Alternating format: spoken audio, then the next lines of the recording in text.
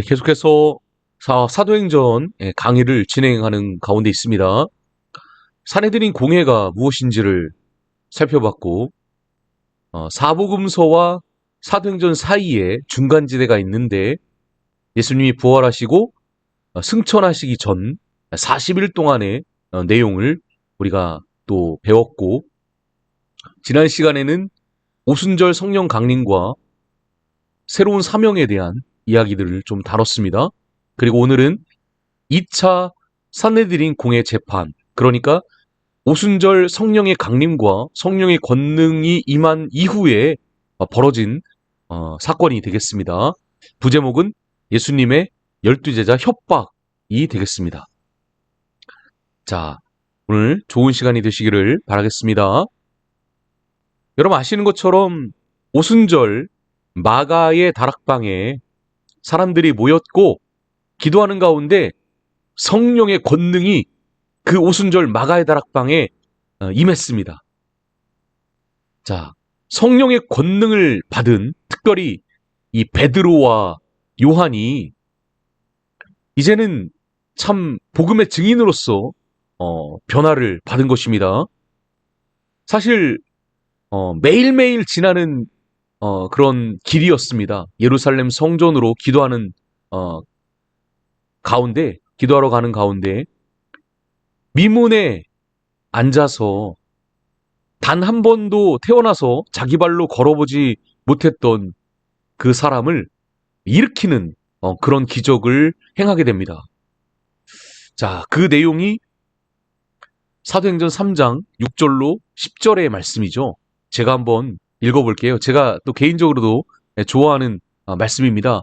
베드로가 이르되 은과 금은 내게 없거니와 내게 있는 이것을 내게 주노니 나사렛 예수 그리스도의 이름으로 일어나 걸으라 하고 오른손을 잡아 일으키니 발과 발목이 곧 힘을 얻고 뛰어서서 걸으며 그들과 함께 성전으로 들어가면서 걷기도 하고 뛰기도 하며 하나님을 찬송하니 모든 백성이 그 걷는 것과 하나님을 찬송함을 보고 그가 본래 성전 미문에 앉아 구걸하던 사람인 줄 알고 그에게 일어난 일로 인하여 심히 놀랍게 여기며 놀라니라.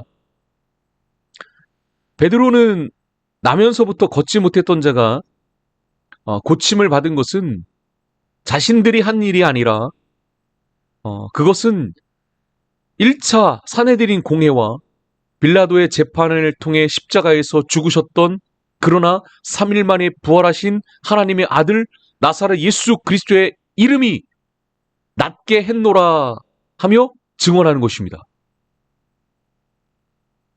얼마나 멋있는지 몰라요. 그 베드로의 그 강력한 증언이 13절부터 16절까지 기록되어 있습니다. 아브라함과 이삭과 야곱의 하나님 곧 우리 조상의 하나님이 그의 종 예수를 영화롭게 하셨느니라.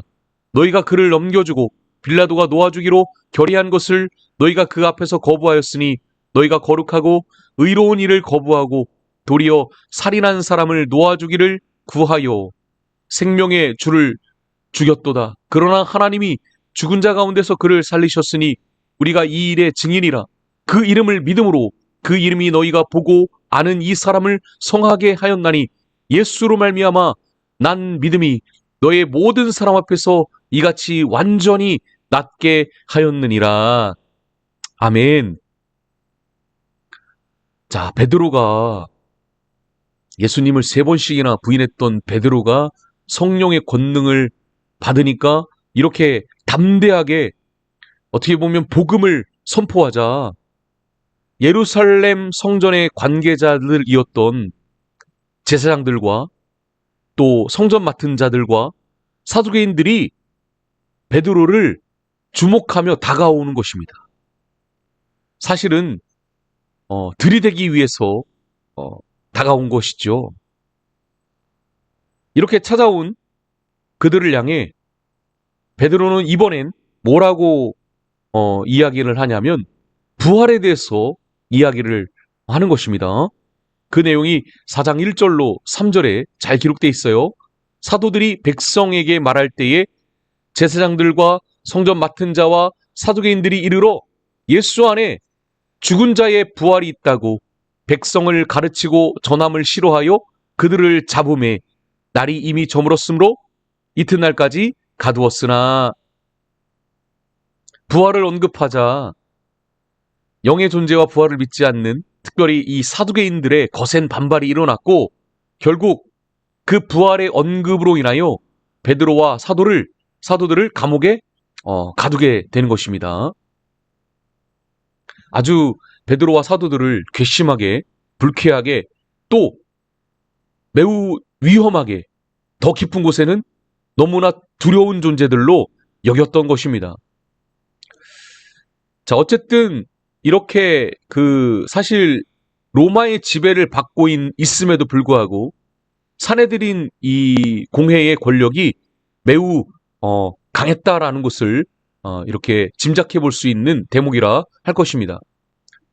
자, 그런데 베드로와 11명의 사도들이 잡히기 전날 예루살렘 성전 솔로몬 행각에서 예수의 십자가와 부활 이야기를 듣고, 여러분 아시는 것처럼 5,000명의 사람들이 예수를 믿게 되었다는 소식이 전해졌습니다. 장정만 5,000명이니까 더 많은 숫자가 어떻게 보면 예수를 믿게 된 것이죠. 말씀을 들은 사람 중에 믿는 자가 많으니 남자의 수가 약 5,000이나 되었더라. 사도행전 4장 4절의 말씀인 것입니다. 그러니까 이 제사장들과 사두개인들, 또 관련된 사람들은 자칫 이런 예수님의 제자들이 감옥에 갇혔다는 소식이 전해지게 되면 민심이 요동칠 수 있고 자칫 자신들에게도 안 좋은 영향을 미칠 수 있음을 이렇게 알게 되고, 이것 때문에 어떻게 하면 이 위기를 좀 지혜롭게 돌파해 나갈 수 있을까라는 생각에 2차 산헤드린 공회를 결국에는 소집하게 되는 것입니다. 자, 여러분, 1차 산헤드린 공회는 예수님의 재판이었습니다. 예수님의 재판 때문에 어떻게 하면 저 예수라는 사람을 죽일까? 라는 것 때문에 1차 산헤드린 공회가 모였다면 2차 산헤드린 공회는 누구 때문에? 그렇습니다. 12 제자 때문에 모이게 된 것입니다. 베드로를 비롯한 12 사도의 이 재판을 위해서 2차 산헤드린 공회가 열리게 된 것입니다. 산헤드린 공회는 71명으로 구성되어 있는데 이 12명의 사도들을 그들 가운데 세워놓고 분위기는 굉장히 위협적이고 험악한 분위기겠죠. 그리고 모든 공권력을 동원해서 재판을 시작하게 된 것입니다. 사도들을 가운데 세워놓고 공회원들이 묻습니다. 너희가 무슨 권세와 누구의 이름으로 이 일을 행하였느냐? 자, 이때 성령의 권능으로 무장한 베드로가 담대하게 산헤드린 공회원들 앞에서 말 그대로 일장 연설을 시작하는 것입니다. 자, 어떤 내용으로 연설을 했는지 그 내용이 4장 8절로 12절에 잘 기록되어 있습니다. 여러분 한번 읽어보세요. 너무나 시원한 장면이 아닐 수 없습니다. 같이 한번 읽어볼까요? 이에 베드로가 성령이 충만하여 이르되 백성의 관리들과 장로들아, 만일 병자에게 행한 착한 일에 대하여 이 사람이 어떻게 구원을 받았느냐고 오늘 우리에게 질문한다면 너희와 모든 이스라엘 백성들은 알라. 너희가 십자가에 못 박고 하나님이 죽은 자 가운데서 살리신 나사렛 예수 그리스도의 이름으로 이 사람이 건강하게 되어 너희 앞에 섰느니라. 이 예수는 너희의 건축자들의 버린 돌로서 집 모퉁이의 머릿돌이 되었느니라. 다른 이로서는 구원을 받을 수 없나니 천하 사람 중에 구원을 받을 만한 다른 이름을 우리에게 주신 일이 없음이라 하였더라. 아멘. 우리가 특별히 이 12절 말씀을 잘 알고 있는데요. 이 말씀이 바로 산헤드린 공회원들 앞에서 베드로가 담대하게 선포한 메시지인 것입니다. 자, 베드로의 말을 한번 정리해 볼까요? 자, 베드로의 말은 이런 것입니다. 1차 산헤드린 공회에서 너희들이 신성 모독죄로 판결하고 빌라도 총독의 재판으로 떠넘겨 결국 십자가에서 죽게 한 예수는 3일 만에 부활하셨고 그분이 바로 하나님의 아들이다라는 것입니다. 또한 베드로는 산헤드린 공회와 무지한 이스라엘 백성들이 버린 예수가 집 모퉁이의 머릿돌이 되셨으며 하나님께서는 나사렛 예수 그리스도의 이름 외에는 구원받을 만한 다른 이름을 주신 일이 없다고 담대하게 주장하는 것이었습니다. 그러자 산헤드린 공회원들이 아주 당황했던 거예요. 아니, 사전 정보에 의하면 예수님의 제자들은 갈릴리 출신의 어부들이었고 지식이 없는 미천한 자들이며 무식한 자들이었기 때문인 거죠. 어찌 그런 자들이 아주 논리적으로 아주 담대하게 아주 멋있게 저런 말을 선포할 수 있다니 당황하지 않을 수 없었던 것입니다.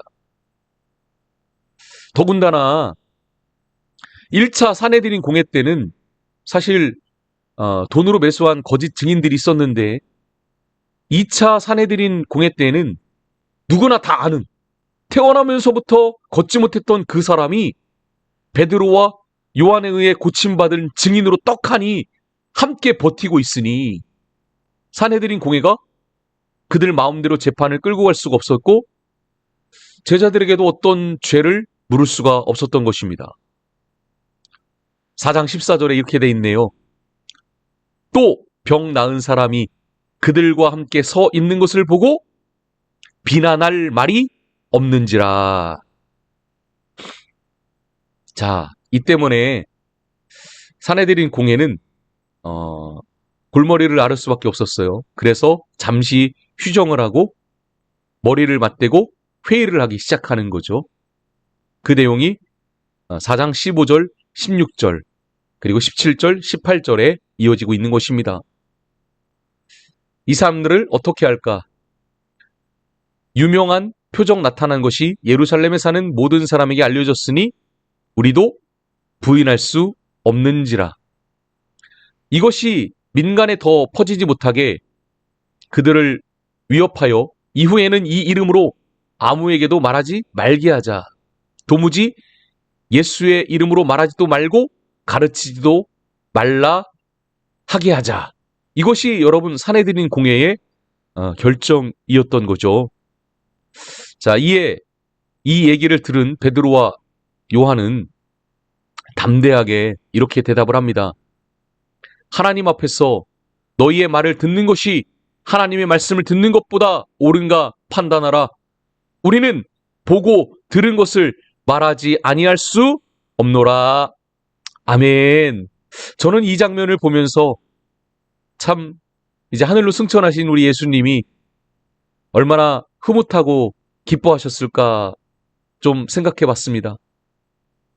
바로 이때를 위해 예수님께서는 지난 3년 동안 제자들과 함께 동거동락 하시며 가르치셨던 것이죠. 때가 되자 예수님을 3번이나 부인했던 베드로였지만 베드로를 비롯한 예수님의 제자들이 성령의 도심을 힘입어 성령의 충만함과 성령의 권능을 받고 예수님께 배웠던 모든 것을 담대히 증거하는 정말로 복음의 증인들이 된 것입니다. 심지어 그토록 무서워하며 벌벌 떨었던 산헤드린 공회와도 맞서 한치도 물러서지 않고 할 말을 다하는 믿을 만한 예수님의 제자들의 모습을 보여준 것입니다. 자, 이제 오늘 강의를 이제 정리해 보려고 하는데요. 베드로와 요한의 대단한 그 용기와 대담함의 이 산헤드린 공회는 사도들에게 더 이상 어떤 요구도 하지 못했고 다만 예수 그리스도의 이름으로 말하지도 말고 가르치지도 말라고 재차 위협하면서 사도들을 석방시켜 주게 되는 것입니다. 4장 21절을 제가 한번 읽어볼까요? 관리들이 백성들 때문에 그들을 어떻게 처벌할지 방법을 찾지 못하고 다시 위협하여 놓아주었으니 이는 모든 사람이 그 된 일을 보고 하나님께 영광을 돌림이라. 아멘.